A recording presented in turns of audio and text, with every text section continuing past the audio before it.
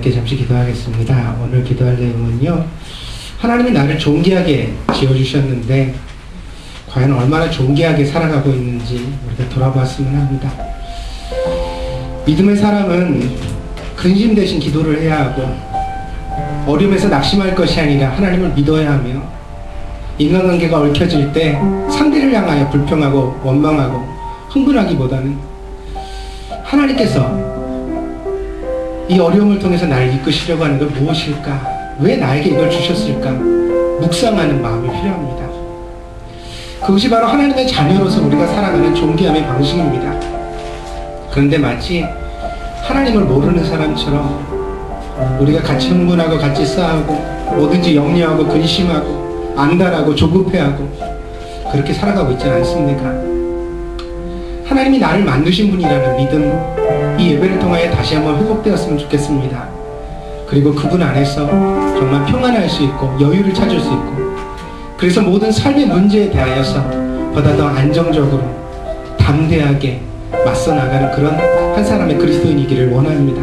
하나님, 우리 안에 담대함을 주시옵소서. 근심이 변화의 기도가 되게 하시옵소서. 어려운 문제 가운데 있을 때 쉽게 흥분하고 사람의 문제를 풀지 않고 정말 하나님의 사람답게 그걸 풀어갈 수 있는 지혜를 허락해 주시옵소서.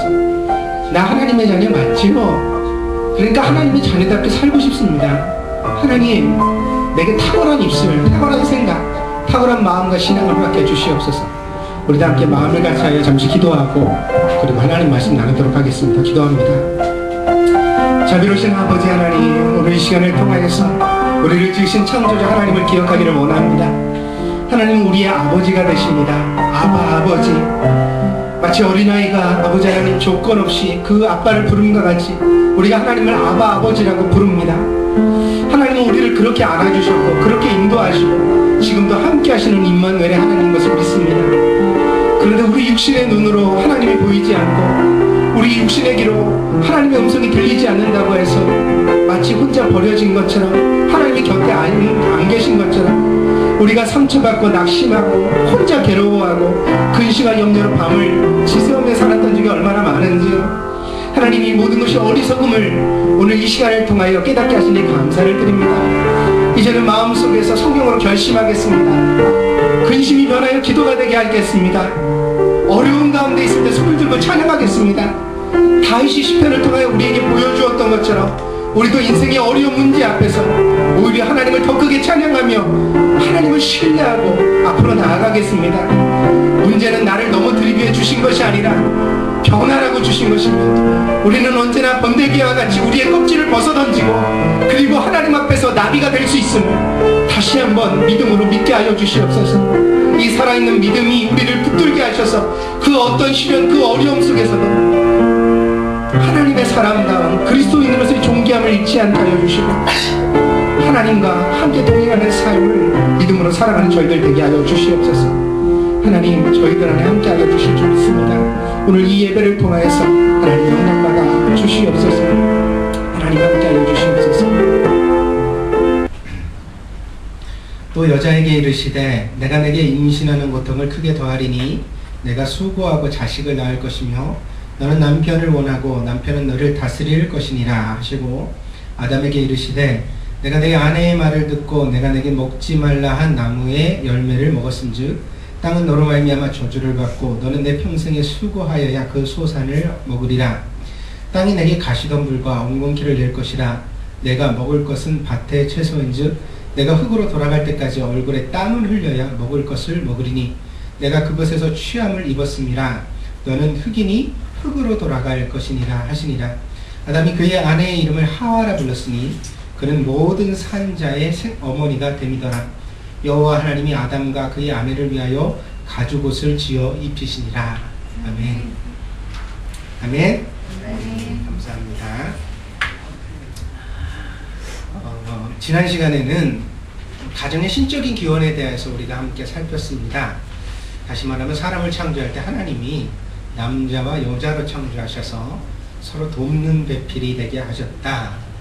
사람이 근본적으로 창조된 것은 하나님의 영광을 위해서입니다. 여기서 하나님의 영광이라는 것이 의미하는 바를 여러분이 설명을 드렸습니다. 그러니까 하나님의 노예로 창조된 것이 아니라 하나님의 자녀로 창조되었다. 그래서 우리가 존귀하게 살아감을 통해서 그것을 통해 하나님께서 기쁨을 얻으시고 그리고 또 우리를 통하여서 영광을 받으시기를 원하신다는 것입니다. 이것이 하나님의 영광을 위하여 지음받은 사람의 본분입니다. 그러니까 어떻게 해야 되겠어요? 되도록이면 멋있게 살아야 되겠죠. 우아하게 멋있게 살아야 돼요. 인생을 아주 지루하게 그리고 아주 우울하게 그렇게 사는 건 하나님을 향한 가장 큰 그러니까 과오예요. 허물이고 죄예요. 그러니까 우리는 하나님께서 우리에게 생명을 주신 그 선물을 소중히 여겨야 되고 그렇기 때문에 사는 순간순간 정말 최선을 다해서 우리의 삶을 아름답게 행복하게 실현해 가야 할 필요가 있습니다. 그래서 성경이 뭐라고 해요? 범사에 감사하라 항상 기뻐하라 그러잖아요. 아, 인생 살다 보면 힘든 일도 많은데 어떻게 항상 기뻐합니까? 그럼에도 불구하고 그걸 아시지만 항상 기뻐하라고 하신 것은 왜냐하면 그렇게 항상 기뻐하는 삶을 살아가야지만 바로 어때요? 우리를 통해서 하나님이 영광 받으실 수 있기 때문인 거죠. 반대로 말하면 하나님은 우리가 인상 쓰고 살기를 원하시지 않는다는 거예요. 그냥 슬퍼하거나 우울하게 사는 것 별로 좋아하시지 않는다는 거예요. 이 사람이 감성적 영역을 가지고 있기 때문에 고독을 즐길 수는 있습니다. 혼자서 사색을 한다거나 묵상하는 기도를 한다거나 골방에 들어가서 기도를 한다거나 그런 시간이 필요한 것은 사실이죠. 그러나 굉장히 그 외로움으로 인해서 고통받는 거 있잖아. 나는 정말 힘들다, 외롭다, 나는 혼자다, 막 이런 그런 감정의 상태를 결코 하나님이 기뻐 여기시지 않는다는 거죠. 그러니까 우리가 어떻게 해야 돼요? 함께 살아가는 것, 서로에게 필요한 존재가 되는 게 참 중요하다고 하겠습니다. 근데 이제 사람이 처음 창조될 때부터 숨겨져 있는 또 다른 사명이 있다는 거예요. 하나님의 영광과 기쁨을 위해서 하는 것과 함께 숨겨져 있는 또 다른 사명. 그게 뭐냐? 그랬더니 창세기에 나타나 있는 바로 2장에 나타나 있는 바로 그것은 돕는 배필이 헬퍼가 되는 것이다. 인간은 자기 자신을 위해 살도록 지음받은 것이 아니라 누군가를 돕도록 지어졌다. 처음부터. 그래서 우리가 행복하기 위해서는 어떻게 해야 돼요? 옆에 있는 사람을 잘 섬기고 사랑하는 것, 그 사람을 잘 도와줄 수 있는 존재가 되는 것이 참 필요하다. 그런 능력을 갖추는 것이 필요하다는 것입니다. 밖에서 아무리 잘 돕고 사회적으로 훌륭한 업적을 쌓아도 그러니까 사회생활 속에서 아무리 다른 사람들에게 유익한 사람이 된다고 할지라도 그가 가정에서 자기의 배우자와 자녀들에게 그리고 부모님에게 헬퍼가 되지 못하면 그는 참된 행복을 누릴 수가 없습니다. 왜요? 하나님이 사회를 먼저 만드셨어요? 가정을 먼저 만드셨어요? 가정이 근간입니다. 근본적인 베이직이에요. 가정에서 잘 돼서 세상에 나가는 건 괜찮아요. 근데 세상에서 나가서 잘한다고 해서 가정에서 잘 되는 건 아니라 순서가 틀렸다 이거. 여기서부터 잘 돼서 밖으로 뻗어나가야 되는 것이다. 그런 의미에서 우리가 밖에서 사회생활도 잘 해야 하지만 가정에서 잘 하는 게 참 신앙생활엔 중요하다. 그러니까 디모데서에 보니까요. 신약에 있는 디모데서에는 이제 그 교회 안에서 직분자를 뽑을 때 조건, 집사를 세울 때 조건 이렇게 말했거든요. 근데 자기 집안에서 가정에서 덕을 세우는 자야 잘해야 될지니라 이렇게 말하고 있어요. 무슨 얘기예요? 교회에 와가지고 누군가 다른 사람을 섬기기 전에 먼저 누굴 섬겨야 돼요? 집에서 나의 배우자와 나의 아이들과 나의 부모를 잘 섬길 수 있는 사람이라야 교회에서 헬퍼의 역할을 감당할 자격이 되어서. 반대로 교회 와서는 막 열심히 일을 하는데 자기 가정 속에서 배우자한테는 불만이 나오고 아이들은 지멋대로 막 엇나가고 이런다. 그러면 이 사람은 뭔가 생각해 봐야 된다. 좀 더 기도할 필요가 있다. 자기 삶을 돌아가 볼 필요가 있다는 것이 성경이 가르치는 가르침이라는 것입니다. 그래서 우리가 항상 가정을 중히 여겨야 돼요. 우리 청년들은 어떻게 해야 될까요? 가정에 대한 설교를 하니까 목사님 이미 결혼하신 분들을 위해서 설교를 하시는 거 아닙니까? 그렇지 않아요. 이루어야 할 가정이 어떤 건지 알아야 되겠죠. 그죠? 그냥 무조건 남자 여자 만나서 서로 같이 동거하고 살면 그거 사는가 결혼 생활이 아닌가? 틀린 생각이에요. 그게 아니죠. 함께 만나서 어떤 원리로 살아야 하는가? 어떤 역할을 해야 되는가? 그걸 우리가 성경 안에서 미리 잘 배워두면 앞으로 가정을 누구나 이루어야 되니까 그때 정말 좋은 그런 가정을 이룰 수 있는 그런 조건과 그런 역할이 되겠습니다. 우리가 가정이 중요하다는 걸 다시 한번 강조드려요. 항상 가정을 위해서 기도하셔야 돼요. 좋은 가정을 이루기 위해서 기도할 필요가 있어요. 우리가 이 일을 위해서 함께 더 많이 마음을 쏟는 성도들이 되기를 바랍니다. 자, 근데 오늘 이제 들어와서 오늘은 가정의 또 하나의 위기를 이제 처음에 위기를 말하고 있어요. 오늘 본문은 인간이 최초의 죄를 저지르고 하나님에게서 추방당하는 내용이에요. 선악과의 내용이죠. 이것을 조금 다른 각도에서 보자 이거예요. 원죄 이런 의미로 보지 말고 좀 가정이라는 하나의 테두리, 아담과 하와가 처음 결혼해서 이룬 가정이라는 단위를 두고서 이 문제를 한번 생각해 본다면 이 문제는 가정적으로 불어닥친 최초의 위기다. 위기 상황입니다. 각자 개인으로 살아가는 게 아니라 지금 처음으로 둘이서 같이 살아가는 삶을 시작했는데 둘이 함께 살아갔기 때문에 불어닥친 문제. 혼자였으면 아니. 혼자였으면 변명할 대상이 있을까요, 없을까요? 없겠죠, 그죠? 뭐든지 일을 저질렀으면 내 책임입니다. 이렇게밖에 할 수 없는데 둘이서 같이 가정을 이루었기 때문에 만날 수밖에 없었던 최초의 가정적 위기 문제입니다. 그 문제가 우리에게 보여주고 있는 또 다른 교훈은 무엇인가 오늘 생각해 보고자 합니다. 첫째는 이제 하나님께서 하와에게 그 죄에 대한 대가를 물으시는데 그 대가가 뭐냐 그랬더니 첫 번째 임신하는 고통입니다. 임신하는 고통입니다. 16절에 나타나 있습니다. 임신하는 고통을 크게 더하리니 그랬습니다. 또 그 수고하고 자식을 낳을 것이며 그랬습니다. 임신에도 고통이 들어가고 그리고 또 출산에도 수고가 따르게 될 것이다. 그 전에는 어땠는데요? 그렇지가 않았죠. 하나님의 방법이면 얼마든지 우리가 고통 없이 자녀를 임신하고 출산할 수 있는 자연스러운 거죠. 너무나 순조로운 거죠. 근데 이제 고통스러운 문제로 이것이 등장하게 됐다는 거예요. 이제는. 왜? 하나님을 떠난 죄를 지었기 때문에. 임신하는 고통은 무엇을 뜻할까요? 많이 생각해 봅시다. 임신의 고통과 출산의 수고. 출산이 왜 수고로운가? 물론 우리가 단적으로 오늘 현실을 보면서 이렇게 생각할 수 있어요. 여자가 아이를 낳기 위해서 생명을 걸고 얼마나 큰 고통을 감수해요. 병원에서도 소리를 지르면서 아이를 낳는 걸 보죠. 물론 오늘날에는 의학이 좋아져서 수술을 통해 아기를 낳기도 합니다. 하지만 이거는 마찬가지인 것 같아요. 저희 집에서는 아들 둘을 출산할 때 전부 다 수술을 받고 아이를 낳습니다.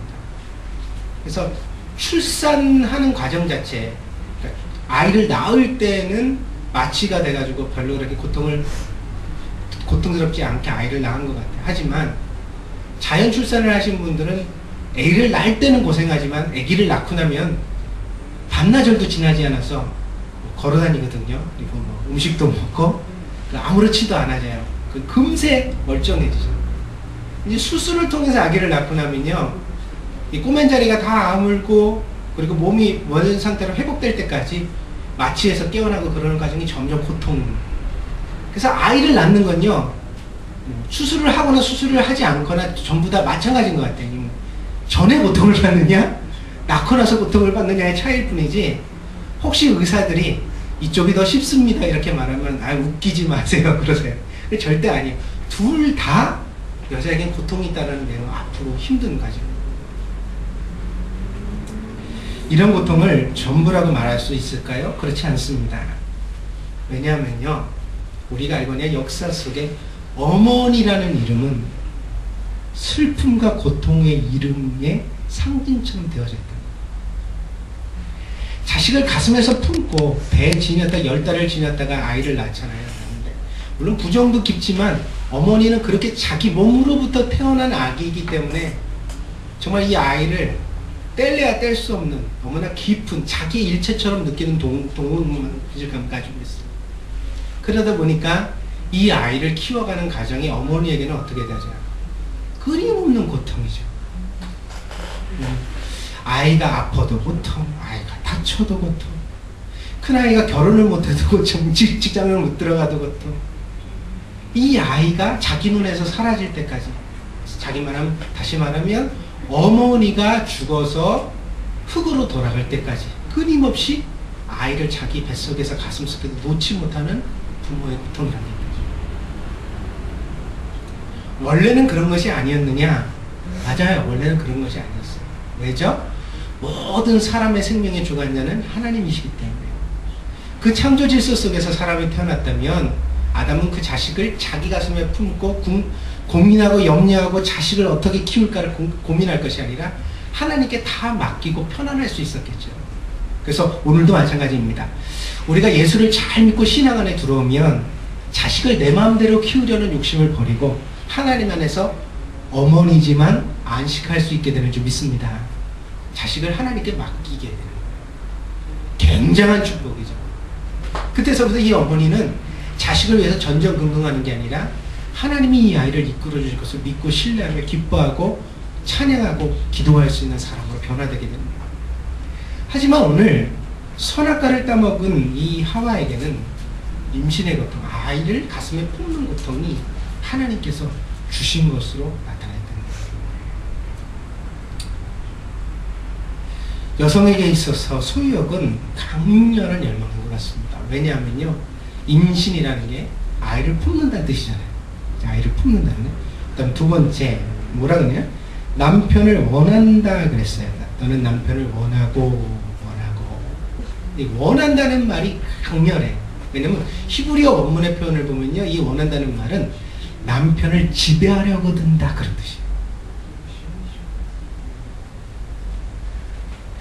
여자가 결혼을 했는데 남자보다 훨씬 힘이 작아요.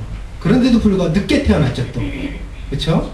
늦게 태어났죠. 그런데도 불구하고 남편을 지배하려고 든다. 지배한다는 말을 조금 더 다른 어감으로 표현하려면 뭐라고 표현할 수 있어요?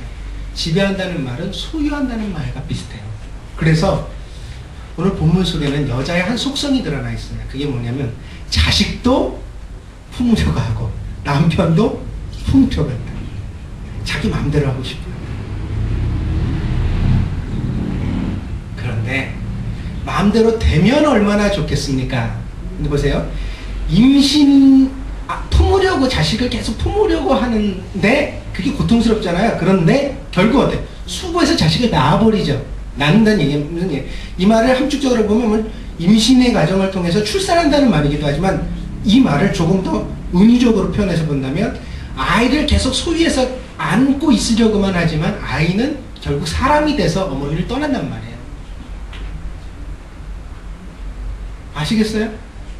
끝까지 품 안의 자식일 수가 없어요. 자식은 언제나 어머니를 떠나게 됐어요. 그게 한 사람의 인격이니까, 사람이니까 떠난다. 남편도 어떻게 해요? 남편도 지배하려고 들어요. 가지고 싶어요. 이 남자는 내 남자야. 그런데 오늘 본문에 보니까 어때? 남편이 너를 다스릴지니라 이렇게 돼요. 끌려간다는 거예요.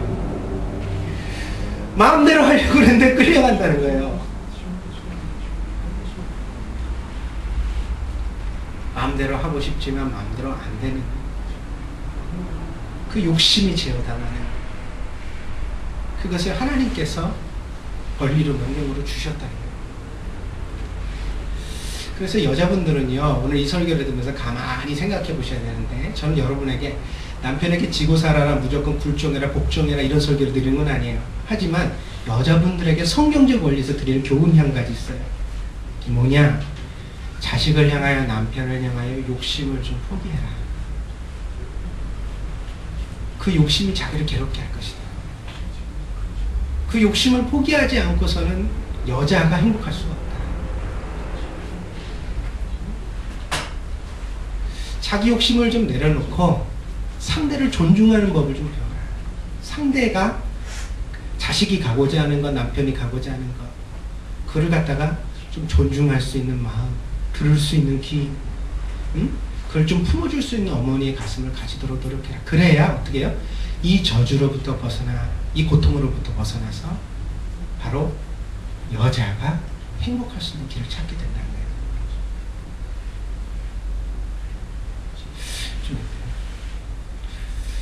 좀 좋은 설교라고 생각하는데 여러분들은 어떻게 느끼는지 모르겠어요. 두 번째, 17절부터 19절까지 아담에 대한 이야기가 나와요. 네. 아담은 또 어떤 대가를 치르게 됐냐? 죄로 인하여서 첫 번째, 땅이 너로 말미암아 저주를 받는다 그랬어요. 땅이 너로 말미암아 저주를 받는다. 이 땅이란 뭐냐? 땅이란 사람이 살아가는 모든 자연이에요. 왜냐하면 에덴 동산에는 바다가 없어요. 에덴 동산에는 강은 있지만 바다가 없어요.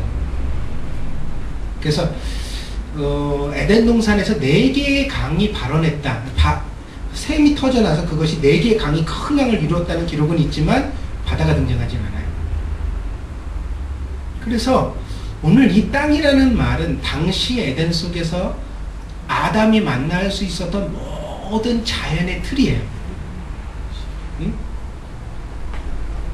이 말은 연결되어져요. 뭐냐고?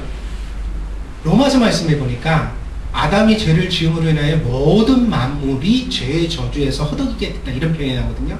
그 모든 만물이라는 말이 오늘 여기 땅이라는 말과 평행을 이루어요. 이 말은 무슨 이야기냐?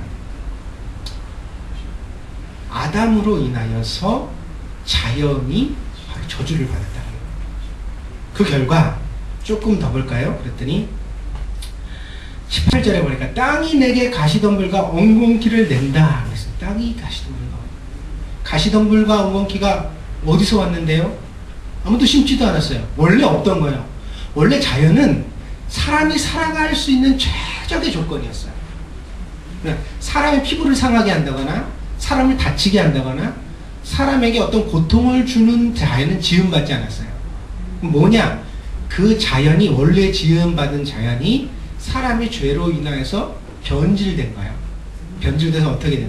사람을 다치게 하는 사나운 자연으로 변화되게 됩니다. 근데 이것은 누구를 향한 저주예요? 아담을 향한 저주예요. 왜 그러냐? 아담이 결국 뭐예요? 이 자연과 맞서 싸우며 자연 속에서 식구들을 어떤 살게 해야 할, 생계를 유지해 가야 할 그런 책임을 가지게 되었기 때문이에요.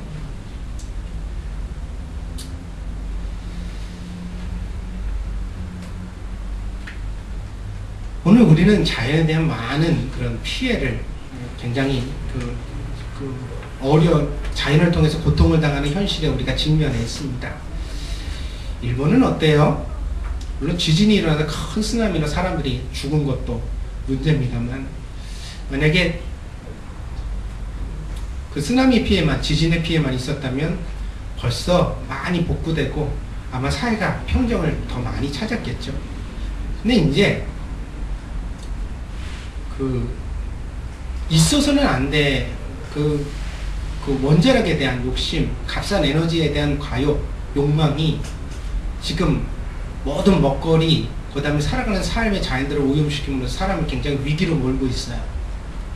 근데 방사능이란 게 뭔가, 원자력이란 게 도대체 뭔가, 그러고 나서 한번 글을 찾아보고 여러 가지 사람들의 과학자의 이야기를 듣다 보니까 원래 모든 자연물에서 방사능이 조금씩 나오는데 그 중에서 라듐이라든가 뭐 플루토늄이라든가 이런 거는 특별하게 더 강렬한 방사능을 내미는, 발산하는 물질로서 자연스럽지 못하다는 거예요. 자연적이 아니래요. 자연에는 있어서는 안 되는 게 있는 거래요. 그게 이제 자연에 이렇게 흩어져 있을 때는 사람이 모르고 그냥 지나가고 그러면서 별것 아니게 영향을 받는데, 사람이 이것이 뭔가 그러고 연구를 하다 보니까 그 안에 어떤 강렬한 힘이 들어있다는 사실을 알게 된 거예요. 그것을 어떻게 꺼냈을 수 없을까 그러다 보니까 이것이 핵분열이라는 것을 갖다가 발견하게 돼가지고 이 핵분열을 통해서 막대한 에너지를 끊었을 수 있다는 기술을 갖다가 가지게 된 거죠. 그 기술 때문에 어떻게 되냐? 발전소를 지어서 그 안에서 이제 핵분열을 시켜서 전기를 만들어내면서 이제 값싸게 에너지를 만들어서 우리가 쓸 수 있다, 이런 생각을 가지게 된 거죠. 근데 과학자들의 말은 뭐냐면 이 방사능이라는 것은 신의 불이다. Fire of God이라는 신의 불이다. 그래서 이거는 인간이 완전한 통제를 할 수가 없다. 인간이 완전히 통제를 할 수 없는 대상이다. 왜 그러냐? 우리가 보세요. 원자력 발전소가 돌아가고 있는데, 지금 돌고 있는데 이게 좀 위험한 것 같아요. 그래서 스위치를 내려요. 끄겠습니다. 이 원자력 발전소를 그만두겠습니다. 이렇게 결정을 내리잖아요. 그럼 몇 년 후에 완전히 냉온 정지라고 그러죠. 발전소를 갖다 이렇게 다룰 수 있도록 정지되는 상태.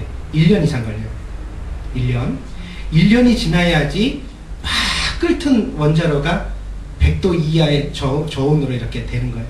그때 뭘 만질 수 있느냐 그게 아니에요. 그 안에 방사능 물질이 가득 차 있는데 그게 밖으로 나오면 사람에게 치명적이기 때문에 그걸 갖다 조금씩 해체해가지고 거기 이제 원자력 발전소가 있던 자리를 없게 만들려면 얼마나 걸리냐. 정상적인 루트를 밟으면 최단 시간이 10년이래요. 그러니까 5년, 6년 안에 뭐 4년, 3년, 5년 안에 뭐 원자력 발전소 해체한다는 건 아주 비상시라서 위험한 방법을 동원해가지고 급하게 일을 처리하는 거예요.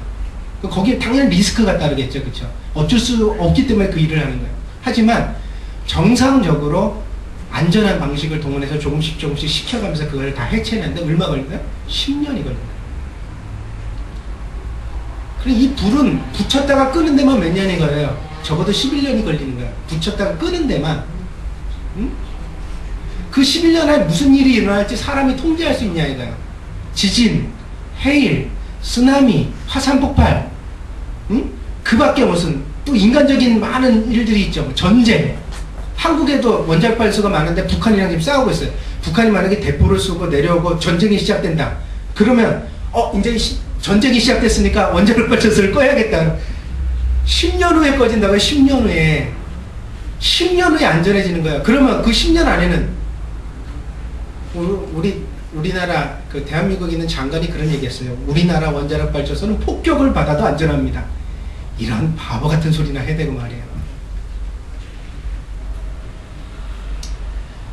자연과 투쟁하게 됐어요. 자연 속에서 어떻게 하면 가족을 부양할까 생각하게 됐죠. 그래서 기술을 축적하고 삶의 방식을 개선하고 자연을 계속해서 자연과 경쟁하는 관계, 자연을 바꾸는 것에 어떤 능력을 갖다가 축적해온 인간이에요. 그러나 그렇기 때문에 어때요? 자연은 더욱더 거칠어지죠. 아담이 농사를 지면 질수록 가시와 엉겅퀴가 나요.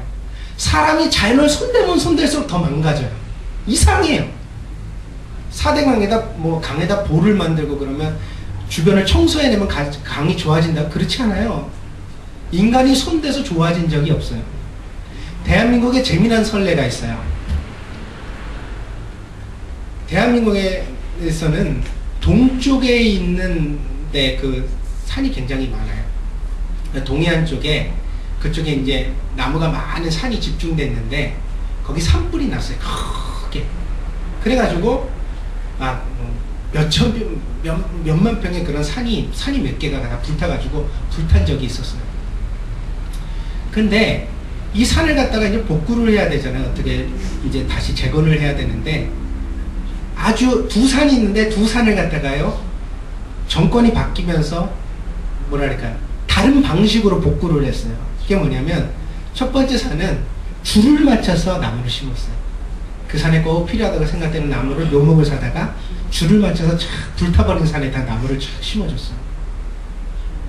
그 다음 산을 갖다가 또 그렇게 하려고 했는데 정부가 바뀌면서 그 정부가 그런 정책을 갖다가 취소해버렸어요. 그래서 두 번째 산은 사람의 출입을 금지해버리고 입산 금지를 시켜버리고 자연 생태계에다 그대로 맡겼어요.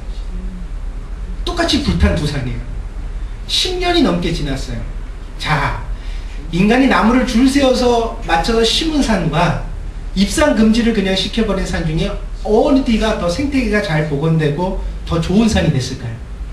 나중에 식물학자들이 들어가서 조사를 하게 됩니다. 그랬더니 인간이 인위적으로 나무를 심었던 산에서는요 생태계가 혼란이 와가지고 그 전에 살았던 모든 생물들이 복구되지를 못했어요. 아직도 ING 진행 중이라는 것이 발견됩니다. 그런데 입산 금지를 시키고 10년 동안 그대로 놔뒀던 산은요 질서는 없어 보이지만 안에 갔더니 예전에 10년 전에 있었던 대부분의 생태계가 그대로 회복됐더라. 동물이, 야생동물이 다 돌아오고 집단의 식물군들이 다 자연스럽게 자라가게 됩니다. 무슨 얘기냐? 자연은 인간이 손대서 절대로 좋게 만들 수가 없다는 거예요. 우리가 살아가기 위해서 땅을 개간하는 건 어쩔 수 없는 일이에요. 농사를 짓기 위해 땅을 확보하는 건 어쩔 수 없는 일이에요. 그러나 적어도 그것을 최소화할 필요는 있다. 응? 너무 과욕에 앞세워가지고 욕심에 이끌려서 우리가 자연을 더 좋게 만들 수 있다, 자연에 대해서 우리가 좋은 일을 해줄 수 있다, 그런 생각이 오만이라. 자연의 주인은 누구라고요? 인간이 아니라 하나님이시라는 거예요. 하나님의 손에 맡겨놓을 때 가장 아름답고 가장 건강하고 가장 인간에게 유익한 자연이 만들어진다는 사실이에요. 그래서 오늘 말씀은 우리에게 아주 강력한 시사를 합니다. 그게 뭐예요? 남자에게 주신 말씀이지만 자연을 개척하지만 그 개척을 조심할 필요가 있다. 우리가 더 많이 개척하면 개척할수록 가시와 엉겅퀴가 난다. 응? 필요한 만큼 이상의 자연을 갖다가 정복하는 일을 삼가할 필요가 있다는 말씀을 오늘 본문이 함축하고 있다는 사실입니다. 두 번째로 노동에 대한 얘기를 하세요. 내가 평생에 수고해야 그 소산을 먹으리라. 응? 얼굴에 땀을 흘려야 먹을 것을 먹게 될 것이다. 네? 두 번이나 나와 있죠. 그래서 노동이 수고로울 것을 말하고 있어요. 근데 이 말은 우리가 함께 기억할 필요가 있는데, 원래 노동은 저주의 산물이 아니에요. 왜냐하면 우리가 하나님께 저주를 받았기 때문에 땀 흘리며 노동하게 된 것이 아니라는 거예요. 뭐냐? 여기서 말하는 땀 흘림이라는 것은 헛된 땀 흘림, 땀을 흘리지만 그것으로 인하여 합당한 결실이 잘 돌아오지 않아요. 노동을 하지만 노동을 통해서 열매가 별로 없는 그런 것을 하나님께서 오늘 아담에게 말씀하시고 있다는 것입니다. 그래서 우리가 참 보람있게 사는 것이 어려운 일인 것 같아요. 정직하게 살면, 직장에서 내게 주어진 일만 잘 감당하고 정직하게 일을 하면 이 사람이 평생 소박하게 아름답게 살아갈 수 있는 삶이 보장되면 좋겠는데, 고용시장은 늘 불안해요. 회사에 잘릴지 모르고 또 회사가 망할지도 모르고, 응? 아무리 큰 기업이라도 그런 위기들이 있어지죠. 이거는 오래전서부터 계속되었던 일이에요. 왜 그렇죠? 여러분, 농부가 열심히 씨를 뿌린다고 다음 해에 반드시 곡식이 맺혀진다는 보장이 있나요? 안 그래요. 태풍이 가든지 가뭄이 오든지, 응? 메뚜기 떼가 나타나든지 서리가 내리든지, 이런 자연적인 재해와 인간적인 일들, 약탈이 또 일어나죠. 내가 농사 다 지어놨더니 다른 사람이 와서 뺏어가요. 이런 일들로 인하여서 인간이 노동한 것에 대한 대가를 가져가지 못하는 현실이 끊임없이 주어져 왔다. 그리고 이것은 아담이 하나님을 떠나 죄를 지었던 결과에서 기인한다는 것입니다. 그러면 우리는 이것을 어떻게 대처해야 될까요? 자연은 어떻게 두라고요? 어떻게 하라고요? 자연은 되도록 보존해라. 자연은 되도록 손대지요. 자연은 자연대로 놔두는 게 가장 상책이다. 첫 번째, 자연으로부터의 어떤 그런 저주를 우리가 풀어가는 양식이에요. 근데 어때요? 오늘날에도 너무 과욕을 부려서 자연을 바꾸려고 들어서는 안 되는 거죠. 우리 조심할 필요가 있나요? 두 번째, 노동의 대가가 없는 것에 대해서는 어떻게 해야 되는가? 하나님 앞에서 우리가 열심히 수고한 것에 대한 합당한 열매가 맺혀지도록 우리가 마음을 기울여 기도할 필요가 있다.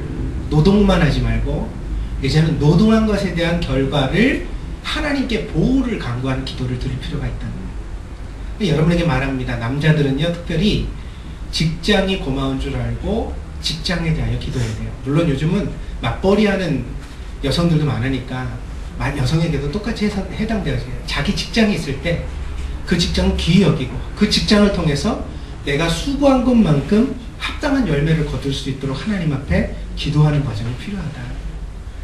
직장 생활을 그저 마음대로 해서는 안 된다, 함부로 해서는 안 된다는 것입니다.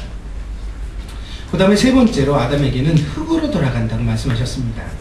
아담이 흙으로부터 지음받은 것과 같이 흙으로 돌아가야 한다. 이것은 결말을 뜻합니다. 다시 말하면 아담이 지금은 죽지 않지만 언젠가는 죽게 될 것을 예고하신 것입니다. 그래서 죄를 지었기 때문에 아담에게는 사망이 왔어요. 흙으로 돌아간다는 말도 굉장히 은유적이고 함축적이에요. 왜냐하면 허무하게 된다. 원상태로 돌아간다.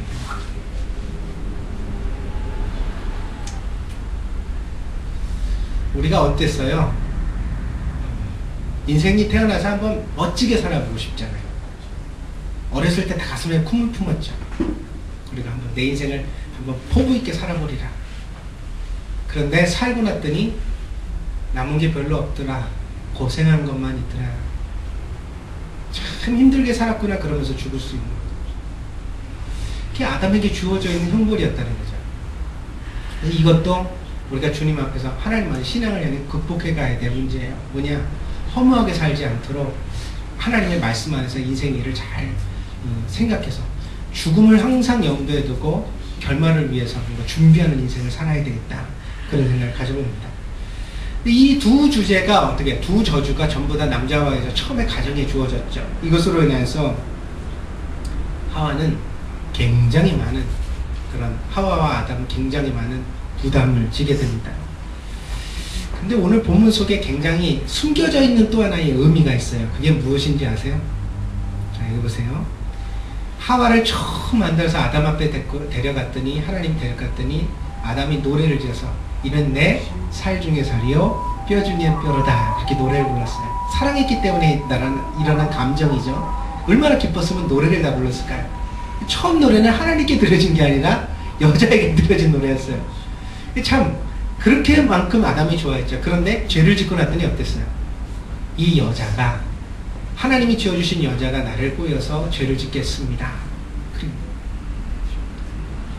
하와도 아담도 서로 간에 어때요?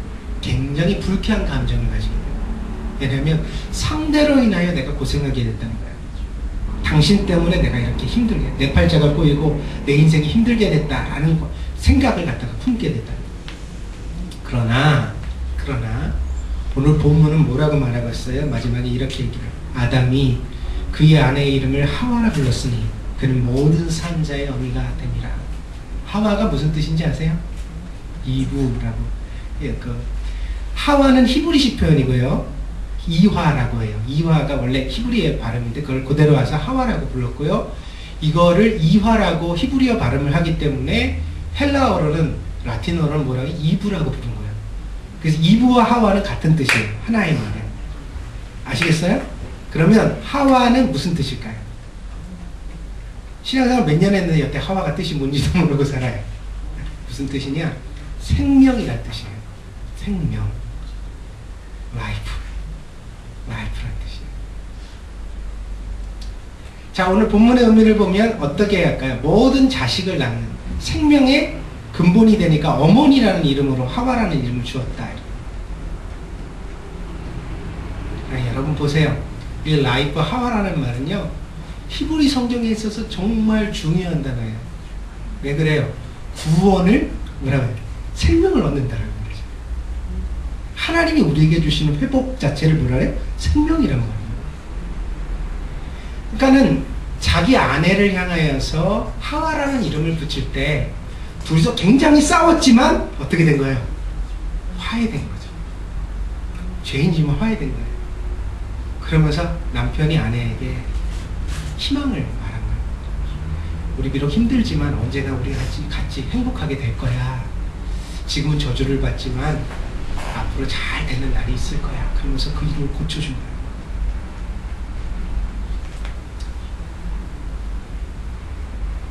여러분, 가정이란 뭐가 돼야 되죠? 어떤 자리가 돼요? 오늘 이 본문 속에 굉장한 의미가 저는 함축됐다고 믿어요. 뭐냐?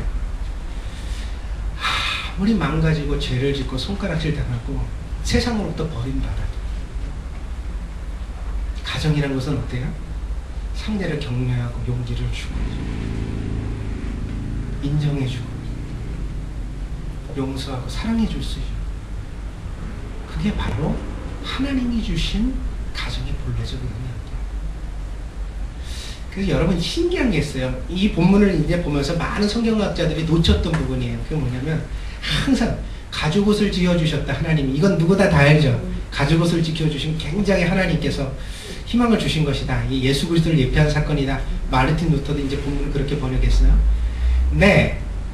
그럼 하나님이 왜 아담과 하와에게 가죽옷을 지어주셨겠는가? 무조건적인 사랑인 건 맞아요. 무조건 주신 사랑. 그러나 오늘 히브리 성경을 가만히 보면요, 앞과 뒤가 연결되어 있어요. 그냥 아담이 하와라는 이름을 부르는 순간 하나님이 아담과 하와에게 가죽옷을 지어주셨다. 설교하고 떨어졌다. 이제 설교 끝내라네. 무슨 얘기냐? 아담이 나름대로 믿음을 보인다는 거예요. 우리가 지금 죄를 짓고 저주를 받지만 그러나 이것이 끝은 아니다. 여보 힘냅시다. 우리에겐 그래도 끝이 있을 거예요. 그러면서 하와라고 생명이라고. 그러자 하나님이 뭐라 해? 그 생명을 얻을 수 있는 길의 예표를 주셨다는 거예요. 어린 양을 잡아서 가죽옷을 지어서 하와와 아담에게 입히셨어요. 그래서 이 죽어서 하와와 아담의 치부를 가려준 가죽, 그 어린 양, 대신 죽은 어린 양, 그게 누구예요? 예수님을 예표하는 구약의 사건. 예수님이 우리를 위해서 죽으사 우리의 모든 죄의 허물을 가려주실 사건을 하나님이 이와 같이 예표하셨다. 그래서 이 가죽옷과 하와라는 이름은 어떻게 돼요? 하나로 상통해. 뭐 때문에? 구원이라는 것에 있어서. 타락한 인류가 구원받는 것에 있어서 하나로 상통되는 같은, 하나는 아담의 입을 통해 나왔고 하나는 하나님의 손을 통해서 나온 것이다. 둘 다 뭐라고? 생명이야. 생명. 이것만 봐도 얼마나 중요해요. 뭐가? 가정이. 왜 중요해요? 가정적 회복이 영적인 회복을 불러옵니다.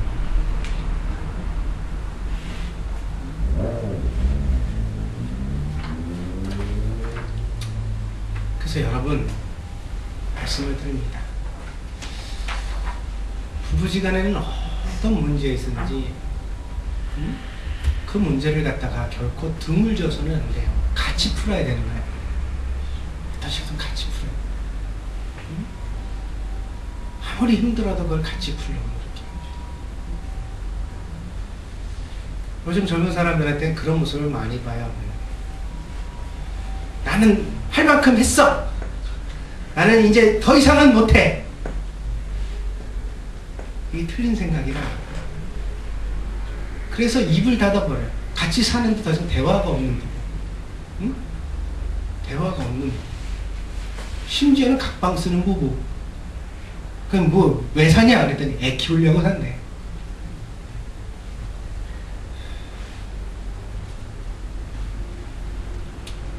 이런 사람들이 나와서 하나님을 찾는다는 것 자체가 의미가 참 어려운 문제. 그 회복이 잘 못 일어나죠. 그 어째야 되는가? 응? 우리가 이 문제에 대해서 깊이 생각해야 돼요. 정말 잘 풀어갈 수 있다. 계속 노력해가야 한다. 어떤 경우에도 상대를 비하시키고 포기해버리고 절망해서는 안 돼. 상대, 적어도 가정이라는 것은 절망하기에 부름받은 것이 아니라 희망하기. 아담이 그렇게 죄를 짓고 자기 인생을 망친 것 같은, 그래서 저 여자 때문에 내 인생이 망가졌습니다. 그렇게 하나님 앞에 얘기를 했지만, 그러나 등 돌아서서는 그래도 당신은 하와요, 당신은 생명이요, 그렇게 말해줬던 거죠. 우리도 서로를 향해서 그렇게 말하는 부부로서의 역할을 지켜볼 때 바로 하나님이 뜻하신 말을 이룰 수 있게 된다는 거죠. 자, 정리하겠습니다. 원고 날라가서 정리한다 그렇게 계속했으니까 정리해야죠. 한 가지만 여러분에게 꼭 당부를 드릴게요. 부부지간에는 상대를 향한 극단적인 언어를 절대 쓰지 마세요.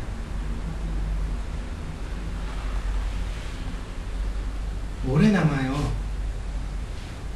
아주 깊은 상처가 됩니다.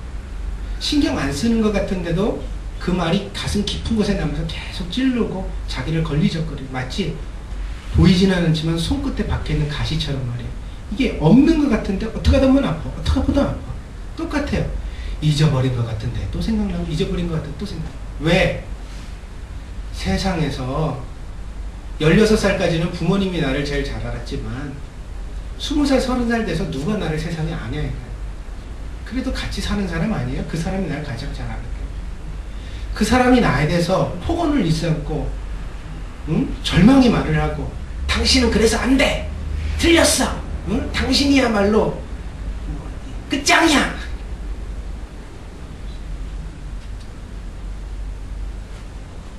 이건 절대로 좋지 않다는 거죠. 그럼 어떻게 해야 되느냐? 아담에게 한 가지는 배우자. 아담이 선악과를 따먹어서 우리를 고생시킨 건 참 나쁘지만, 그런 아담에게서 좋은 아버지와 남편으로서 한 가지는 우리에게 배우자. 뭐냐? 싸웠지만 돌아서서 아내에게 위로하며, 그래도 당신은 하와야, 당신에게 희망이 있어. 그렇게 말해주는 그 역할, 그걸 우리가 마음속에 하나하나 좀 배우자. 이것 하나만 배워도 왜 웃을까? 이것 하나만 배워도 많은 허물을 우리가 서로 덮어갈 수 있는 줄 믿습니다. 요리 잘하는 부인, 돈 잘 버는 남편, 여러분 몰라서 그래요. 어려울 때 위로해 줄 수 있는 사람, 그게 중요해요. 힘들 때 나한테 책임을 미루고 나를 저주하는 게 아니라 같이 짐을 져주고, 그리고 그렇게 내가 다운됐을 때 일으켜줄 수 있는 사람. 내가 있잖아요. 아빠, 우리가 있잖아요. 이렇게 할 수 있는 바로 그 가정. 그 가정만 있으면 우리는 어떤 어려움이라도 이겨나갈 수 있다. 아무리 저주 가운데서도 다시 일어날 수 있다. 이것이 오늘 창세기 3장이 가르쳐주는 중요한 메시지입니다. 이 말씀을 깊이 받아들여서 우리가 하나님 안에서 좋은 가정을 이룰 수 있는 성도들이 되기를 바랍니다. 믿습니까? 여러분 약속하셨어요, 목사랑? 왜요? 그런 돕는 배 헬퍼가 되는 거. 아시겠어요? 네, 기도하겠습니다.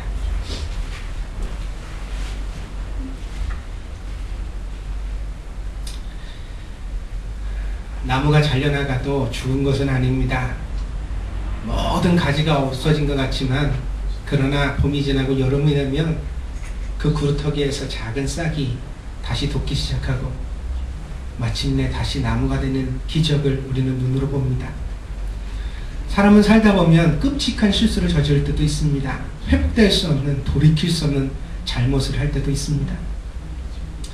그러나 아무리 끔찍한 일을 저질러도 우리에게 좋은 가정이 있다면 그 가정은 우리에게 구루터기가 되어줄 것입니다. 다시 사람다운 사람이 될 수 있도록, 당시 행복해질 수 있도록, 다시 인생을 살아갈 수 있도록 우리에게 희망을 주는 근거가 될 것입니다. 아담이 그 아내를 하와라고 불렀던 것처럼 하나님, 우리도 우리의 가정 속에서 희망을 말하고 희망을 심을 수 있는 사람이 되게 해주시옵소서. 함부로 말했던 것 회개합니다. 하나님이 주신 돕는 배필에게 도움을 주지는 못하고 도움을 받으려고만 했고, 상대를 통해 내가 행복하기만 원했고, 나에게 주신 정말 좋은 사람인데 인정해주고 격려해주고 칭찬해주지는 못하면서 늘 부정적인 말을 일삼았던 것 회개합니다. 하나님, 이제는 아담과 같이 하와라고 말해주겠습니다. 당신이 나의 생명이라고, 당신이 나의 희망이라고, 당신 때문에 내가 산다고, 당신으로 인해서 내가 용기를 가질 수 있다고 말해주는 사람이 되겠습니다. 그래서 우리의 가정이 더 감동적이게 해주시고 더 아름답게 세워지는 가정이 될 수 있도록 하나님 축복해 주시옵소서. 감사를 드리며 모든 말씀 예수님의 이름으로 기도했습니다. 아멘.